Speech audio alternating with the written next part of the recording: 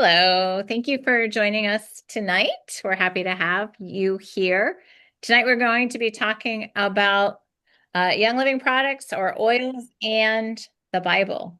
So, this is a subject that's kind of interesting. We could do an hour and a half class on this, but we just have few little tidbits. I personally didn't have much preparation time today. It was a crazy day, so I just have a few little tidbits I want to share with you. And I really super enjoyed going over some of this information this week. So we will start, and I'll go ahead and share with you the information I have. Claudia, when I talk about an oil you want to add something to, feel free. Okay, I'll be your. So be my backup here. Yeah. So we are actually reading now the Song of Solomon. So this is what inspired me.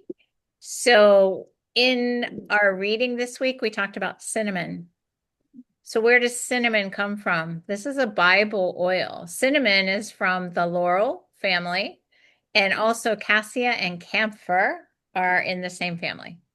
So they are similar kinds of trees, and the oils come from the bark. And this was also in the holy anointing oil when they anointed the kings. So that's what I had about cinnamon. What else did you want to share, Claudia, about cinnamon? So cinnamon, if you eat too much sugar, it's excellent for you. If you are bordering, you don't want to cross over having frequent issues with problems with sugar, cinnamon should be part of everyday life. So our cinnamon you can add to your oatmeal. Cassia, you can do it as well, but cinnamon is more easy, accessible, um, and it's priceless. You can use it with honey. My husband always tries to take cinnamon with something fatty.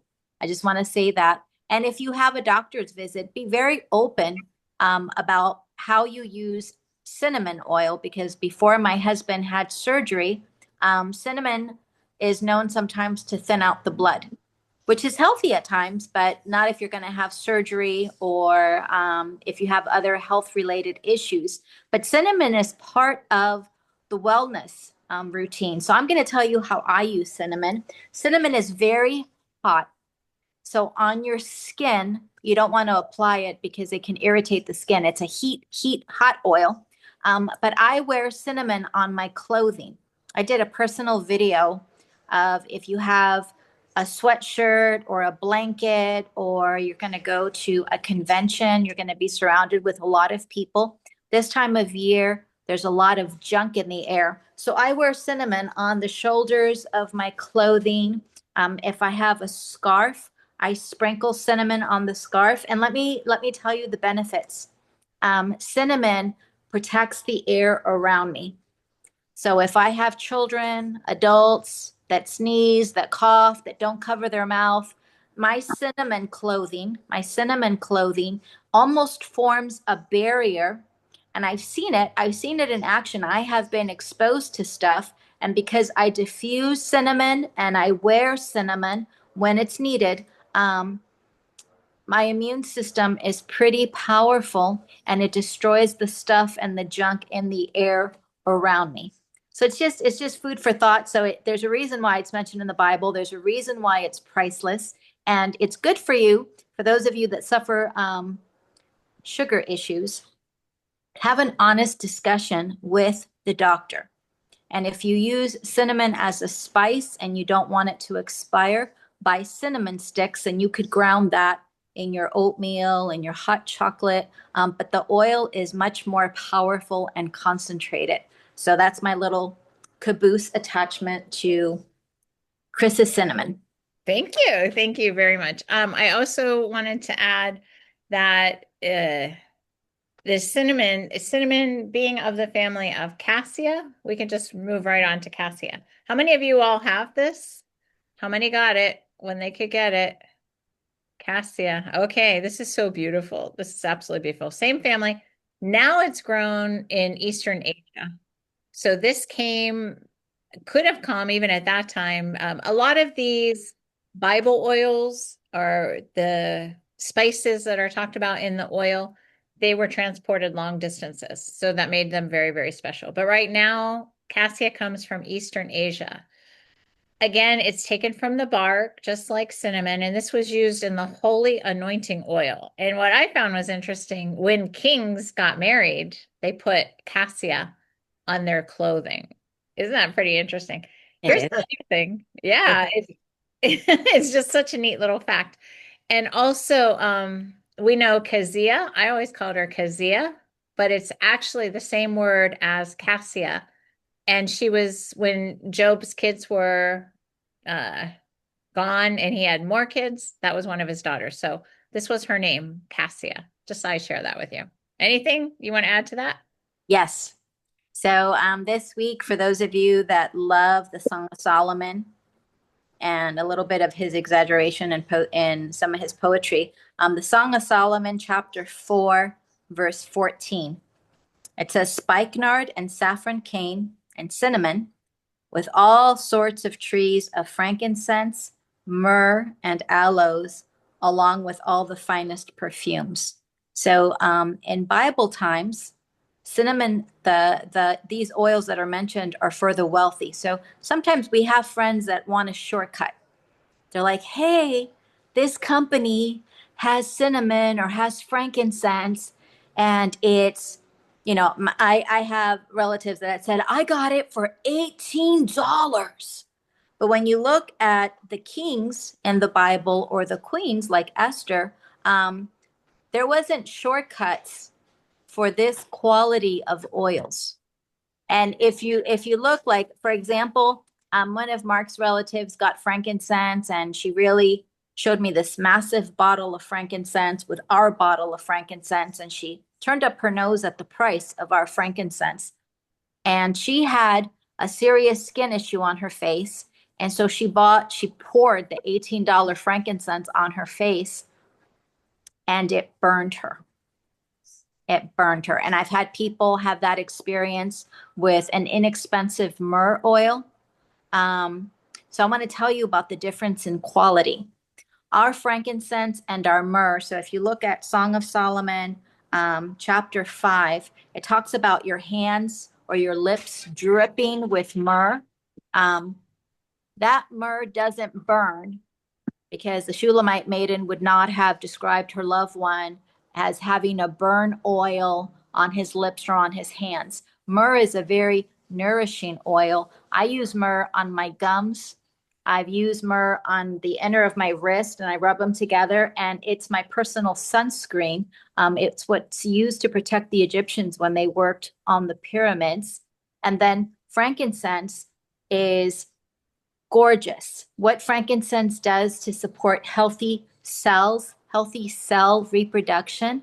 And we have three frankincense. We have sacred, which is the closest to the Bible oil. We have frankincense, and then we have deep spectra, which is off the shoot of how powerful this one is. This is my favorite one, is the deep spectra. But deep spectra, I only use sublingually. I only use this one internally. And the friends that I have that use this one internally, I contact them. I'm like, I want you to tell me everything. I want you to tell me how it's been going, what you feel, if you see a difference. And I had one girl say, I am much calmer. My thought process is calmer. I'm sleeping better.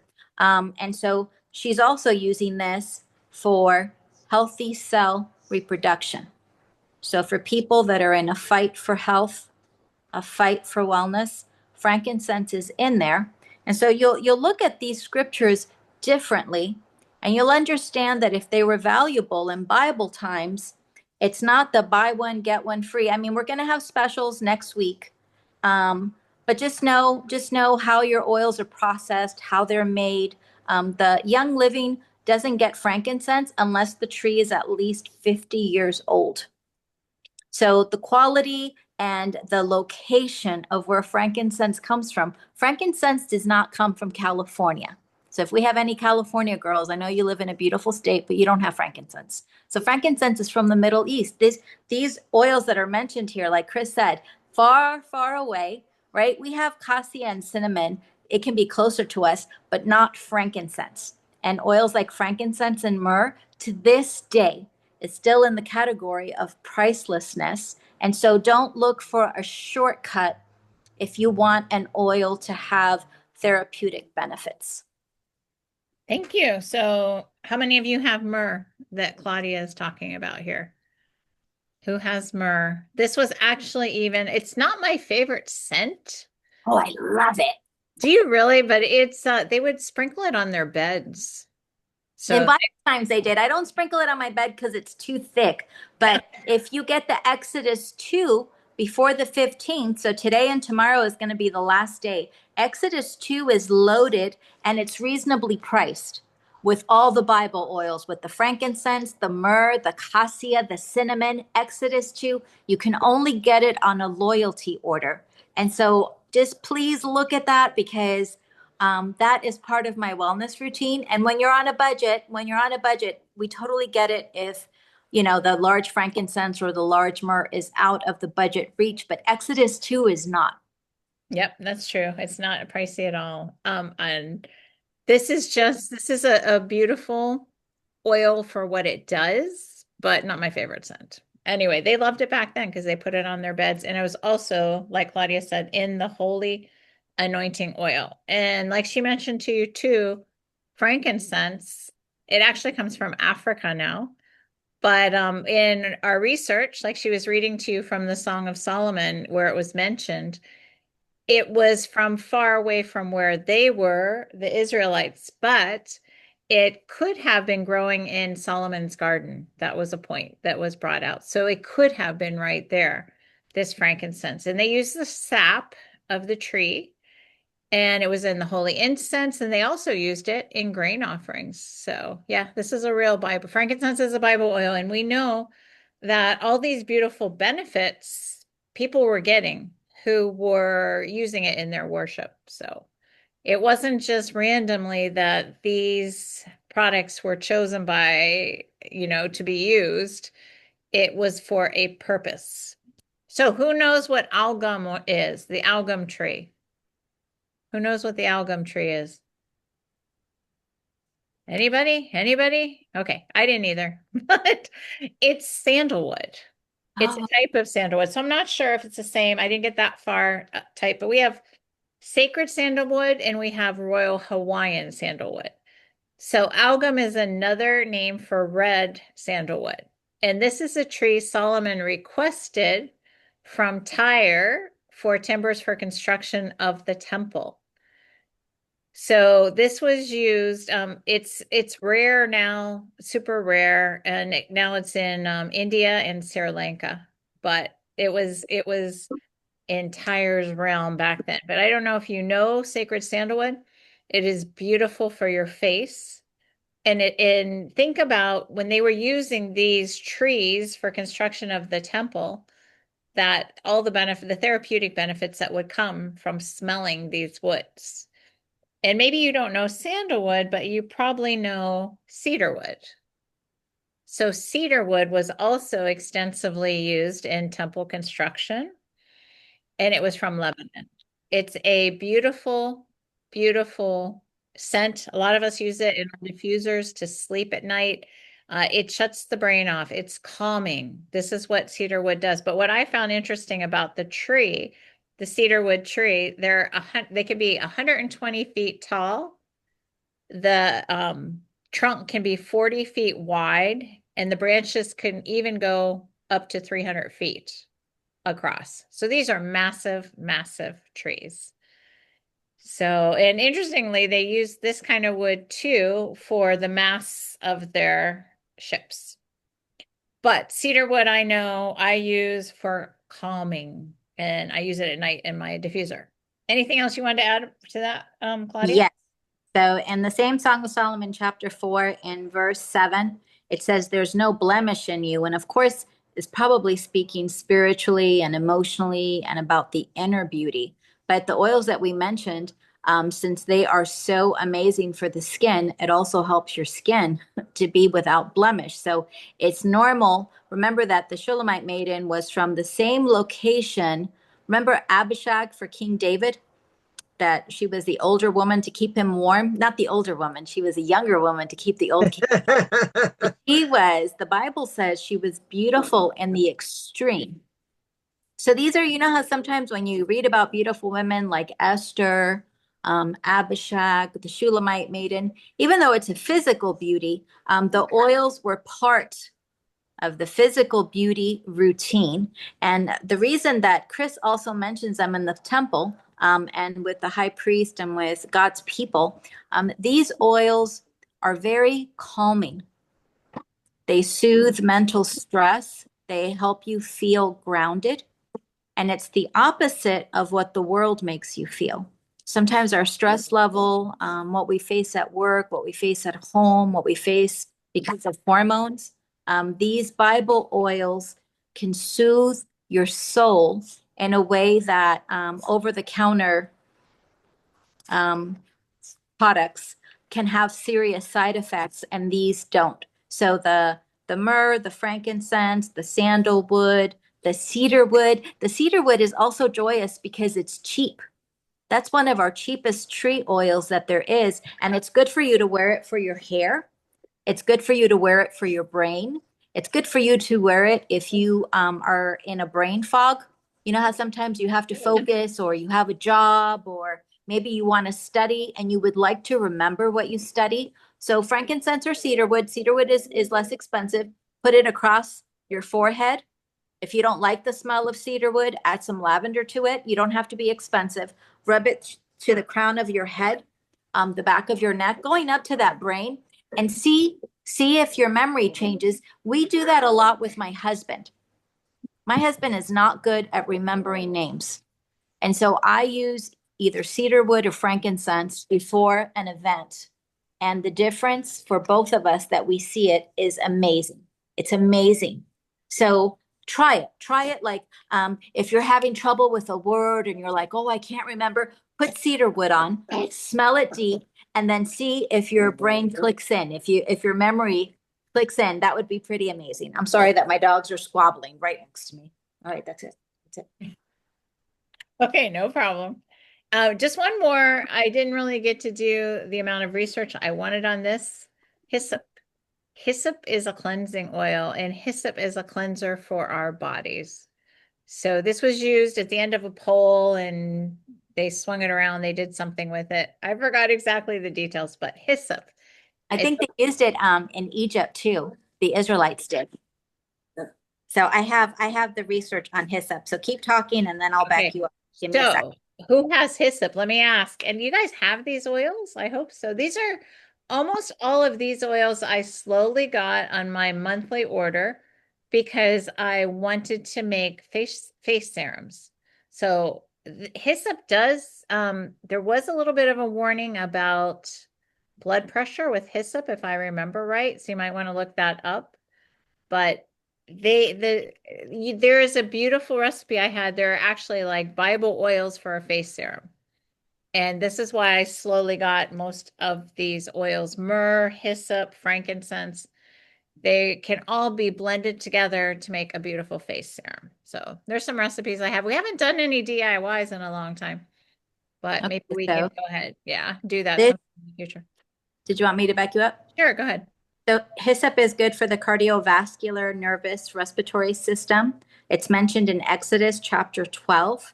It's also considered to be very helpful with times of plague. It's known as anti-asthmatic, anti-inflammatory, anti-parasitic, antiviral, a decongested, and a sedative. So I don't see anything about the blood pressure, but hold on. Maybe because you can use it. Maybe it helps, You're right. It says avoid using during pregnancy and avoid if dealing with high blood pressure. And it's not for use with people with epilepsy. There you go. I knew there was a little bit of warning with hyssop. You don't see that very often. But yeah, this is a beautiful oil too. And does it make the blood pressure go up or down? Does it say? Well, for blood pressure, if it goes down, it would be a blessing. So the Lang Lang helps the blood pressure come down. Rosemary goes up. So whenever it says high blood pressure, it wouldn't make it go down because it would be good for you. They I think this was the information that I had. They sprinkled it on the book of the law and the people, the hyssop. That's what it was. And they had like a big pole and something on the end that they could put it on. And they were sprinkling everybody with it. So you know it's a cleanser. Okay. And you know what else it says in my book? I Go can ahead. share with you. It says it's for people that have kidney stones. Interesting. So I thought that was, it's just always good to know. It's good to do personal research, but I pulled out my reference book. That's what I have in front of me. Excellent. Okay, that's basically what we had for you. Just some basic thoughts on the Bible oils and how we can use them and where they came from and how we use them today. So everybody here on Zoom, stick around. Did you have a question, Kathy? Go ahead. Yes, so Claudia, for the cinnamon, will it curb sugar cravings? It helps balance out the sugar if your body has trouble processing the sugar. For sugar cravings, the oil that is for that is dill. And the other thing to concentrate on is cleaning out the liver because that's where your cravings come from. So I am, Also, oh, go ahead. Ocotea. Ocotea, yeah. Yeah. So the ones that have the Ocotea is the Sleek oil, Sleek, Slique. And you could put that in your drink in the morning. But cinnamon, for my husband always makes bad food decisions. Always. He'll always tell me, I don't know why my stomach is hurting. And then he gets upset because I do have a sweet tooth, but I don't have blood sugar issues. I'm not saying it's good for me. I just don't have the consequences that he does. So he has to have thieves or cinnamon on hand. And the other one that helps with it too is the Ningxia Red. But cinnamon, that's how come cinnamon is just so good. And you could use it daily, especially with foods like oatmeal and your hot cocoa drinks. A little bit of cinnamon it would do you good. So the sugar cravings was clean the liver, dill, and what was that name you said? Ocotoa. Ocotoa. Well, Ocotea is how I say it. Oh, Ocotea. Ocotea. Ocotea. EA. Mhm. And that's the oil? Yep. That's an oil. That's an oil, but it can also be found in sleep because sometimes Ocotea, I say it Ocotea, she says Ocotea, is in the sleek oil. That oil runs out. It's a lot of these oils. Some of them do not stay in stock, like spikenard. We used to have spikenard. It's amazing. We don't carry spikenard now, but I look for it in blends. And Okay, they make a tea. it's oil, Which one? Yes, leek is an oil. Slique. Yes. And you put it in your water. You can put it in your water. It helps with weight control too, and like Yes. I said, cravings, and it's wonderful. I remember doing that a couple summers ago. That's everything of water. I feel I put a drop in, and it really did help. Well, But let me tell you something. This is the time to get it because this is the time Yeah. when people get cold and you get bored and you want to cuddle up and you want to munch on something. And people make comfort foods are all chubby wubby. You know what I mean? The macaroni and cheese, the mashed potatoes, the sweet potatoes. It's a lot of people consume a great amount of sugar and then they wonder why their immune system is compromised. So having Sleek helps you to have at least a little bit more self-control to turn down the sweet stuff. and Mhm. I thought Young Living made an Ocotea tea. And They actually, did, but it's people- not, the Sleek oil is still in stock. Okay. I think the tea is gone. oh, okay, that's what I was. Okay. Just since it came up, spikenard is also genuine nard, and it's a pound of it is worth a year's wages. Let me just throw that in there. Okay, everybody here on Zoom, we have something very special we want to share with you, but we're going to say goodbye to the recording. Bye. Join us next week. Bye. Bye. Bye, terrible dog.